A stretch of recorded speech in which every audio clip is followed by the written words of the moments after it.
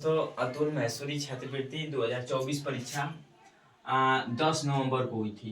कल नवंबर को 10 नवंबर को अतुल मैसूरी छात्रवृत्ति के बारे में हम पूरी तरह से आपको जानकारी देंगे।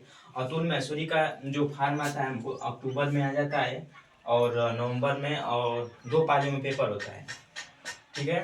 और अतुल मैसूरी में देखा जाए तो कुल 100 प्रश्न होते हैं।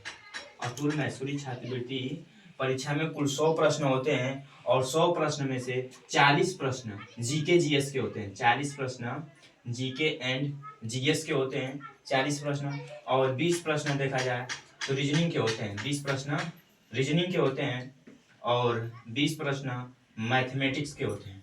20 प्रश्न मैथमेटिक्स के होते हैं और 10 प्रश्न हिंदी के और 10 प्रश्न इंग्लिश के होते हैं अतुल मैसूरी। और इसका मतलब रिजल्ट आता है तो एक पहले फोन के माध्यम से बताया जाता है कि आपका इंटरव्यू होना है, या बनारस होगा या आपके यहाँ हो सकता है। और उसके बाद आपका 10 इंग्लिश से आते हैं, ठीक है। इसकी जो मेरिट होती है, मतलब रिजल्ट आता है तो हमको लगता है कि 80 प्लस होगा जिन लोगों का, या 9-10 में पढ़ रहे हों या 11वीं और 12वीं में हो, 80 प्लस होता है तो उनका मतलब रिजल्ट में होने का चांस होता है, मतलब मेरिट में आने का चांस होता है, ठीक है। और मेरा कैसे इसमें मैंने अतुल मैसूरी छात्रवृत्ति 11वीं में और 12वीं में मैंने निकाला है, और मुझे 12वीं में मुझे मतलब स्कॉलरशिप 75,000 रुपया चेक के रूप में मिला था। पूरी जानकारी मैं डिटेल में बता रहा हूँ कैसे मिला था।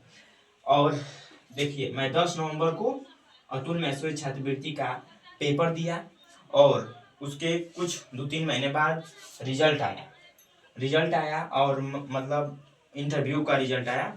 तो इंटरव्यू में मेरा सिलेक्शन हुआ। इंटरव्यू में सिलेक्शन होने के बाद मेरा इंटरव्यू हुआ लगभग वीडियो कॉल 10 मिनट का, और उसके बाद हमारा नाम फाइनल रिजल्ट आया और उसमें मेरा पेपर में नाम आया था। पेपर में अगर पेपर में आप लोगों का नाम आ जाता है तो आपको पक्का है कि आपको स्कॉलरशिप 75,000, 11वीं-12वीं को 75,000 और 9वीं-10वीं को 50,000 रुपये की स्कॉलरशिप मिलेगा।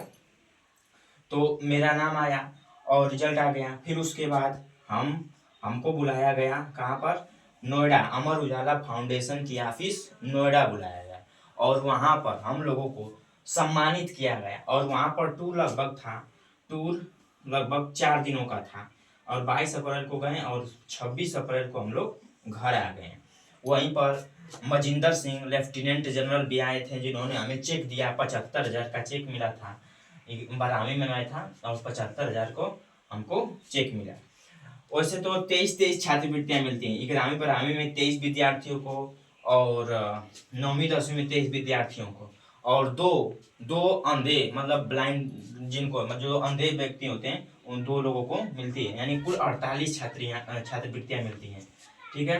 कुल 48 छात्रवृत्तियाँ मिलती हैं।